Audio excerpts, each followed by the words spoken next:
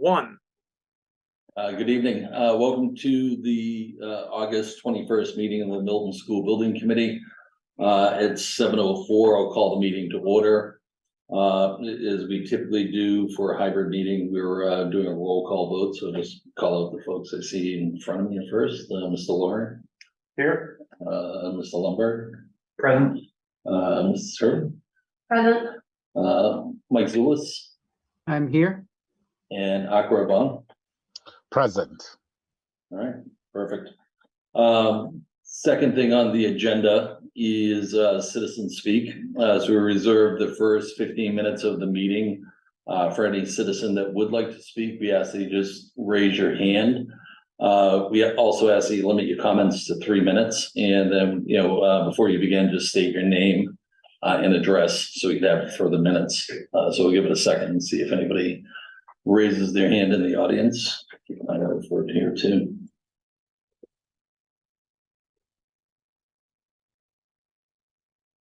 Not seeing any. All right, perfect. So way to get rid of that. That we can get rid of. Sorry about that. We got the big screen going. Got it. Perfect. All right. Number 3 on the agenda is approval of our prior meeting minutes. So last week I had sent out minutes for our past 2 meetings. So just basically and sent them out with enough time so everybody can review them. Just seeing if there's any discussion or commentary on the minutes that are there. I'll make a motion to approve meeting minutes of July 24th and meeting minutes for August 9th. All right. Is there a second? I'll second it. Second by Carrie. All right. Any further discussion? Hearing none. Perfect. We'll do a roll call vote. Mark? Yes. Tim? Abstain. Yeah. Carrie? I have to abstain as well. Yep. Mike? You're on mute, Mike. It was the pass. Sorry, I was having a button problem. I was trying to get on. I think I was at both of those meetings. Is that right? You were.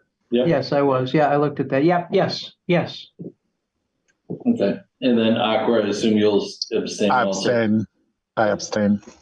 And I approve. So, all right. So minutes are approved. Fourth thing on the agenda is old business. So first item under old business, item A, is discussion approval of owner's project manager request for services for Gow Road. So as everyone's aware, at our last meeting, we went through the document for the RFS for an OPM for the construction of a new school. So essentially with this, it was a document that we're going to be using to select an owner's project manager based on scoring criteria. The process is the school building committee will create a subcommittee, essentially made up of 4 of us and then 4 of the town employees. That committee will take the respondents to the RFS and shortlist them down to a total of 3 firms or 3 respondents. Those 3 respondents will then be interviewed with the entire school building committee. And through that interview process, we'll come out with a ranking: first, second, and third. First being the most preferred, third being the least preferred. And then based on those rankings, it will tally up the votes for them.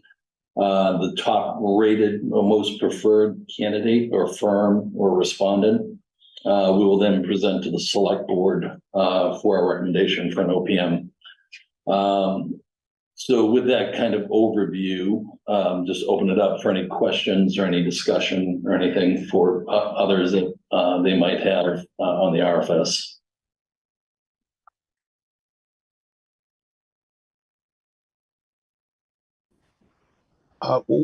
When you mentioned that there should be 4 members, does that include all voting members in the school committee as initially constituted?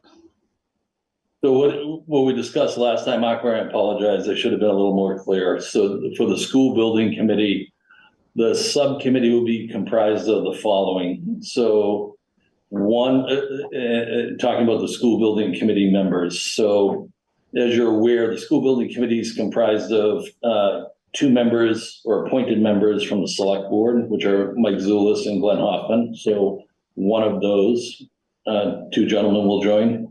For the school committee, there are also 2 representatives, Mr. Loring and Selena Miranda. One of each of them would join. And then out of the 5 remaining, which all of us are appointed by the town moderator, 2 of us would join.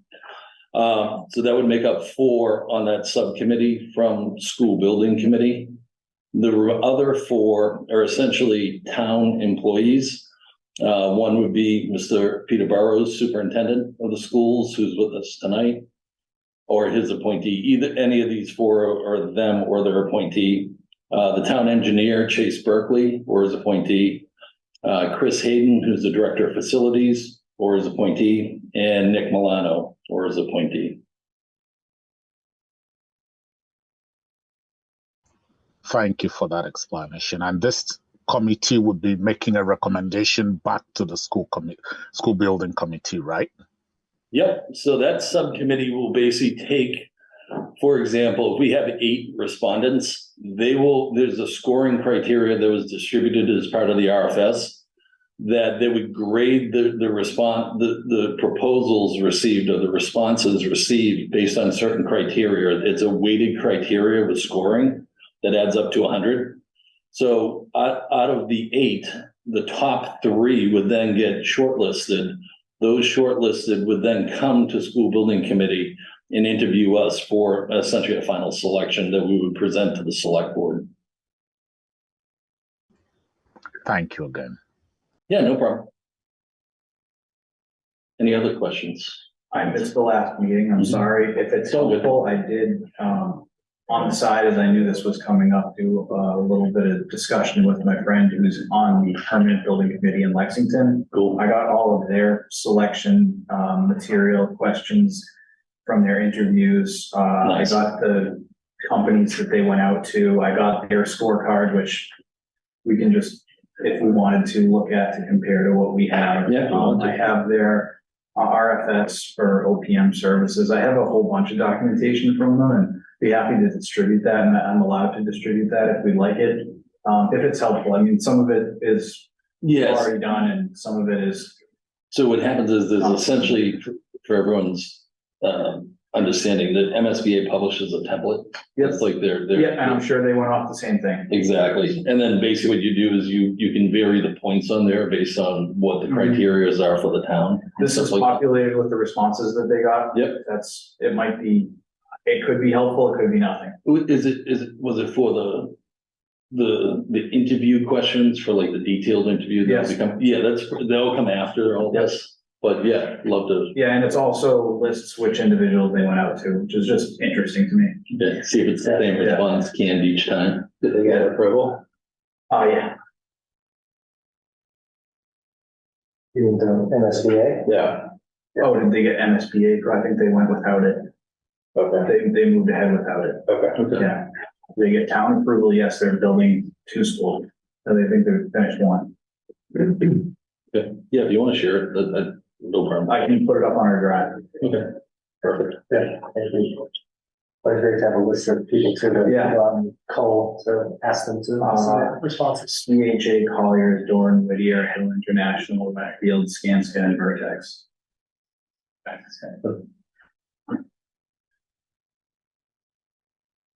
Any other comments, discussions, questions?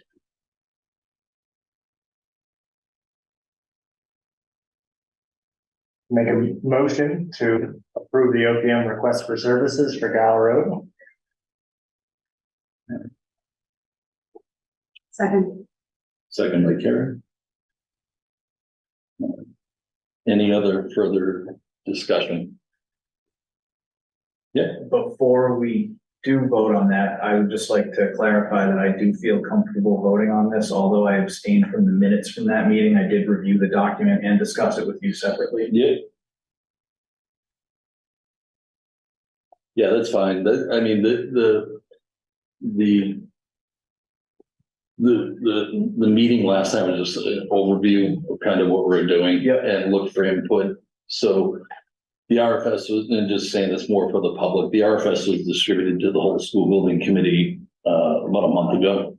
At that time, we were looking for input on scoring criteria or grading criteria or numerical values to put in there. We populated with that, sat in our last meeting, went through that. Really didn't change anything other than, small write-ups of what the school would be. Because I think at the beginning it was just called, a school. We put middle school, preschool, a little more descriptive and stuff in there. So that's essentially outside the scoring criteria. That's the only thing that's really changed. We did kind of refine the selection process on there too, for the subcommittee and then the final committee. So, just to provide. I would have the same caveat. As Yeah. I had reached out to you and reviewed it. Yeah, and that was the whole reason of sending it, because I knew that there was only 5 of us at the last meeting, and I wanted to make sure that everybody had it in preparation for tonight's meeting. So nothing wrong with that. Any other discussion before we go to a vote? Seeing none, perfect. All right, Mark, Yes. Tim, Yes. Carrie, Yes, Mike, Yes, Aqua, Abstain. all right, and myself, yes. All right, that passes. Next thing on the agenda is just more topical. There's no vote or anything on it, but it's the next kind of service will be securing our architectural services. And most likely we're going to follow the same template of selection, like a subcommittee, probably made up of the similar ones, or we can change it around for others, to take whatever RFS we do for architectural services. It's going to be a different write-up on there, because we're going to need a couple of meetings really to dive into looking at what our ask is going to be of this architect at the beginning of this. The intent, as I said at the last meeting, is the OPM that we're selecting and the architect that we're selecting is going to be the one for the entire project. So looking at the architectural one, we want to make sure they understand all the work we've done up till this point. And then secondly, what the scope of the project is going to be. So we'll be working on that. One thing that came up at the last meeting, Scott asked about it, is he wanted to understand the price structure for the, kind of going back to the OPM, but it's applicable to the architects, but what the price structure is going to be. All the responses to these are qualification based only, not on price. The price gets negotiated later on with the town when they're executing the contract. So for us, for the program that we're going to build, we really want to think it out, and I'm really looking for a lot of input. Like this is where the construction end, all your guys' talents have to come together and really have some input on here to build it out. Because the OPM one, for me, I think is pretty easy because we're just asking to manage an overall project. The architect's one is actually designing the entire project, so we want to get all that input and make it as thorough as possible. But the procedure for that is going to follow very similar to what we're doing for this OPM. There's going to be some draft paperwork like we're seeing here. We're going to populate it as much as we can with our scope, get as detailed as possible so they understand what our ask is, refine it as best we can, and then issue it. Once we issue it, there'll be probably a long list of architects that do it. We'll shortlist it down to 3, interview them, and then again, present that to the select board. So the select board is the one basically executing the contractor or taking it out. So with that, questions, comments, discussion? Copy. I have a question. Yes, You've sir. mentioned, Sean, that you probably use the same criteria. But did I hear that correctly? Yeah, I apologize. Not the same criteria. It's basically the same framework. So we'll develop an independent RFS or request for services for an architectural firm. That architectural firm most likely is going to have sub-consultants of mechanical, electrical, plumbing, civil, traffic, whatever else we need to throw in there to cover everything. And then, so that it's not going to be the same document and it's not going to be the same criteria. Okay, but the selection process will be by this subcommittee, is that correct? Yeah, and correct. So as I said, this time the selection committee is going to be made up of four members of the school building committee. For the next one, it will probably be the same makeup, but it doesn't have to be the same people. So for example, what is the benefit of reducing it to 4 members? This is the core of the building committee. Of what benefit is it to be on the building committee and not have your voice in the selection of who gets to build the school? I don't understand. Maybe there's a benefit there.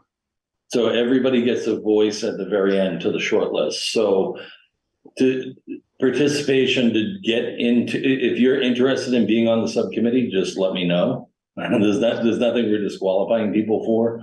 But the amount of work it is for the subcommittee to do the scoring is a lot.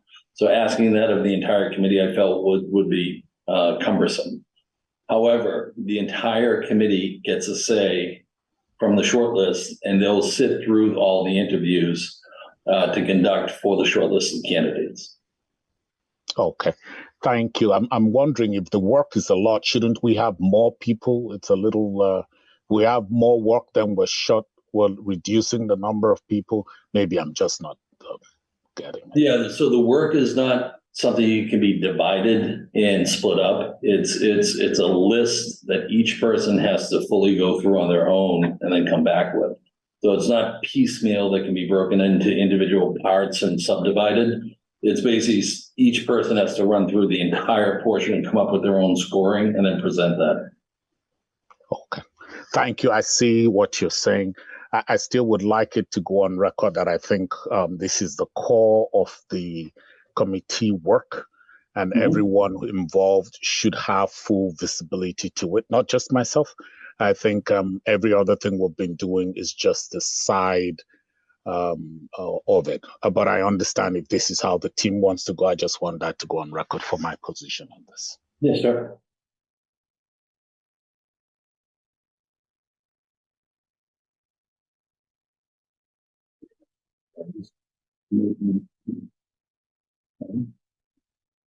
Any other comments, questions?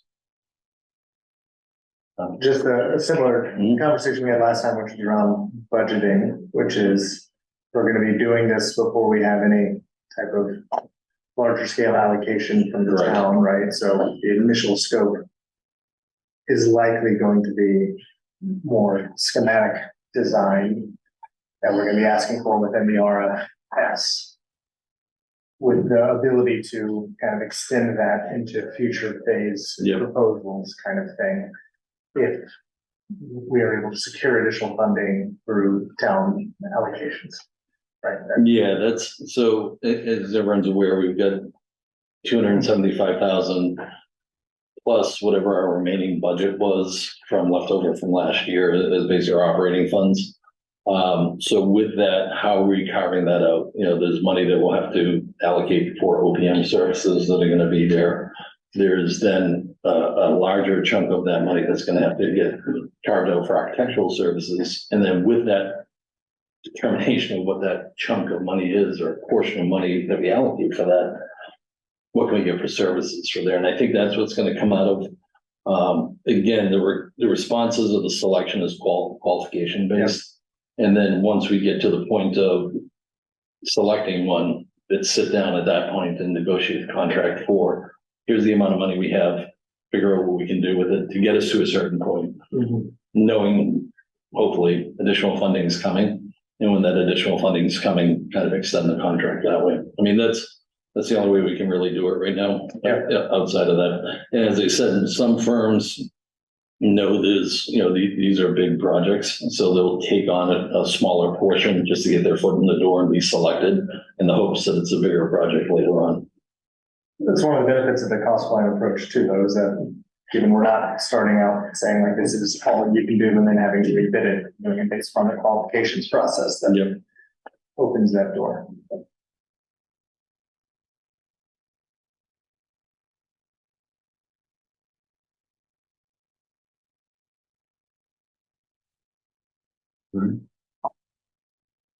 Anything else? Hearing none. Do you think you can get any of this same information you got for OPMs about their architectural requests?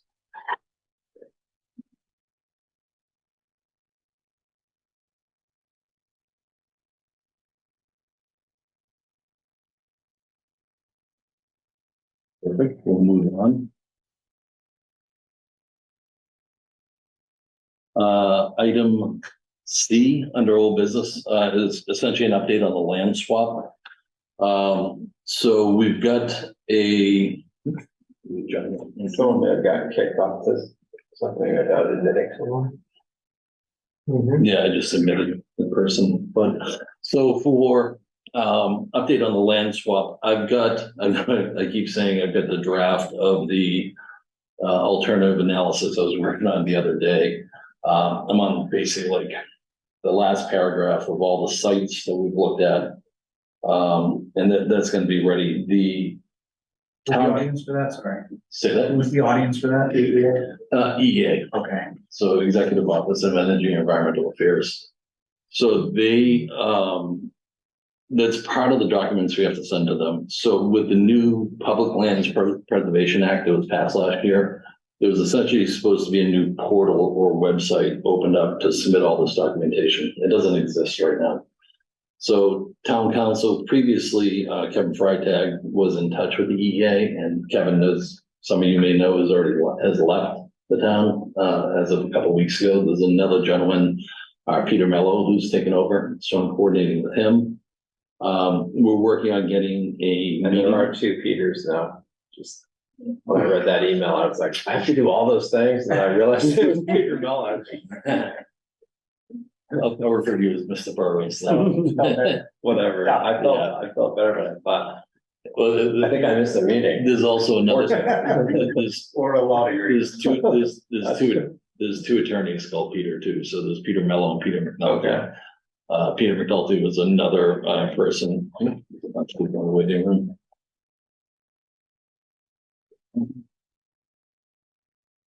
So with Peter Mello, he's taken over for Kevin, and he's basically the conduit or person coordinating all our efforts right now with the EEA. So what we're trying to do is get a meeting with the EEA to kind of go over the submission process for what we're doing. So that's one track that we're doing there, is just to meet with them, understand all the documents that have to get submitted.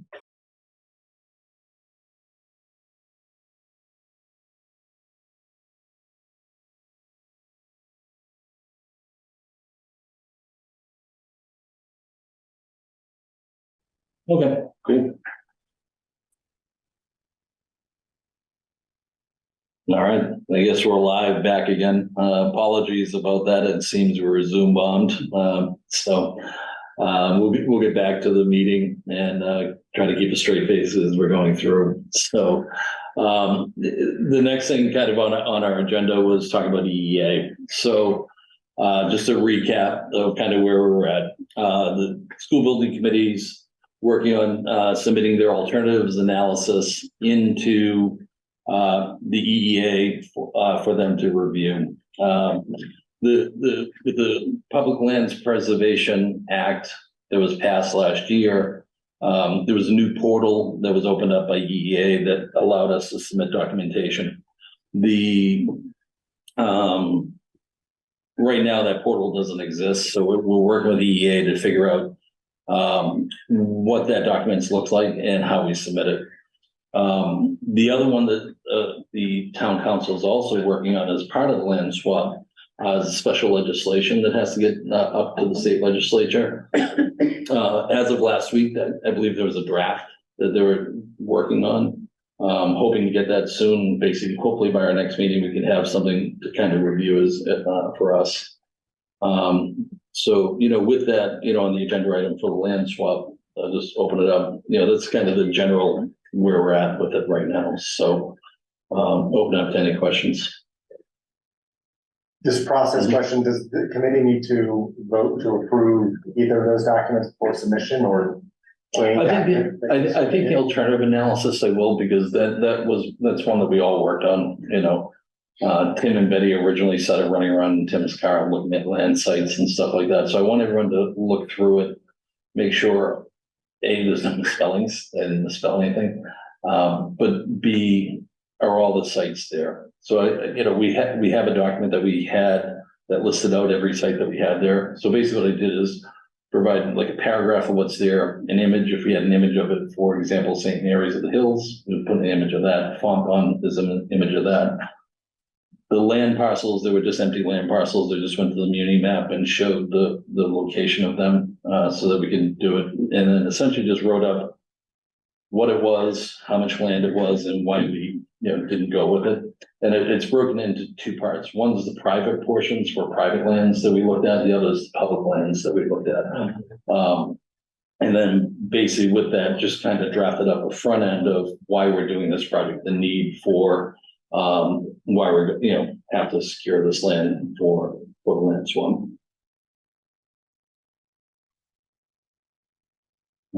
Any other questions? Okay. Cool.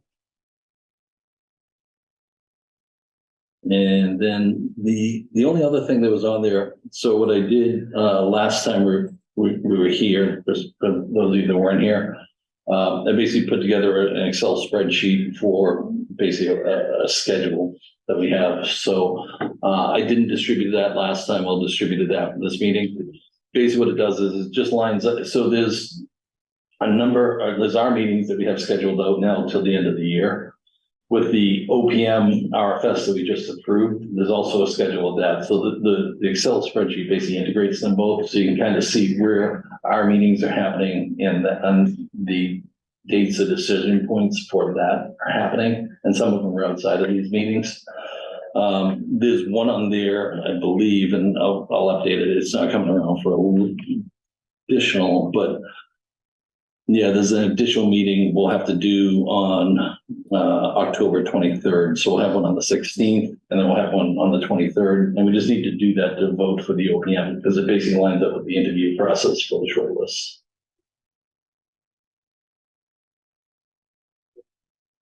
Yeah, Aqua, nice to see you here, and sorry about that. It's okay. Yep. I'm not sure how related this is. Do we have any ongoing legal actions with the land swap? None that I know of. Okay. Thank you. Mm-hmm.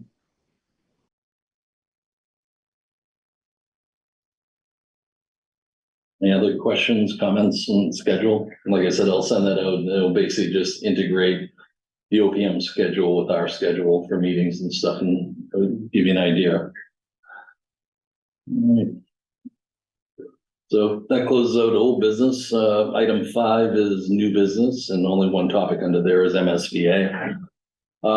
So a few of us were invited to a call with MSBA last week on Friday. Myself, Dr. Burrows, Dr. Pavlicek, and Nick Milano. And it was similar to the kind of process that we went through a few years ago when they shortlisted us and we made that first cut.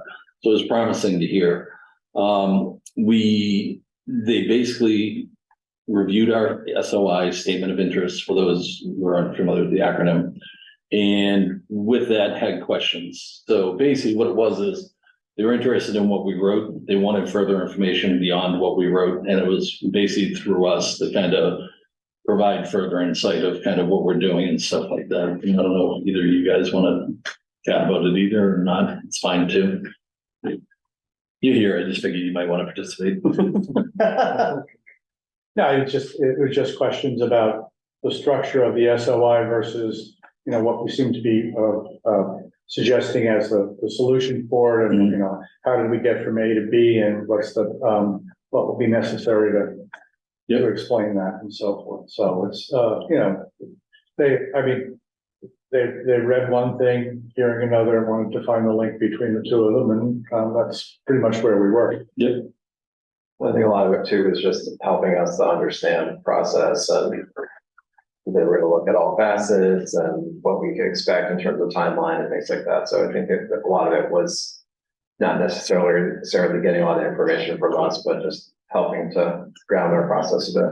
Yeah, and the good thing was, I mean, we've submitted, this is, I think, our fourth year now, so we've submitted this is the second time